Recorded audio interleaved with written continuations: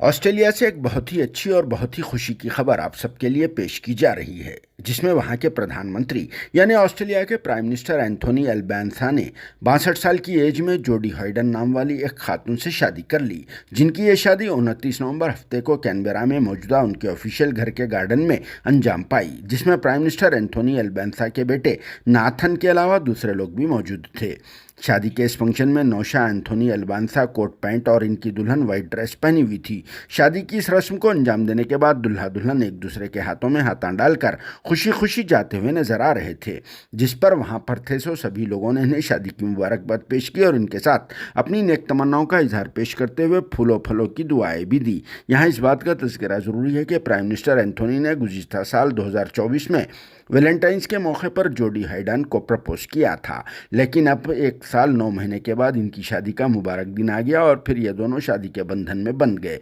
और फिर सबसे ख़ास व अहम बात तो यह है कि ऑस्ट्रेलिया के प्राइम मिनिस्टर एंथोनी का साल 2019 में उनकी पहली बीवी से डिवोर्स हो गया था, जिसके बाद से वो फ्री हो गए थे और फिर अब एक बार फिर से घर गृहस्थी से लगकर बिजी हो गए, जो बहुत ही अच्छी बात है, क्योंकि जो आदमी अपने घर को चलाना जानता है वही आदमी मुल्क को भी बहुत ही अच्छी तरह से चला सकता है, जिसे तजुर्बा हासिल रहता है और फिर पूरे पूरे चीज़ों के रेट्स भी मालूम रहते हैं। इसीलिए आवाम पर ज़्यादा बोझ भी नहीं पड़ सकता और फिर इसीलिए कहते हैं कि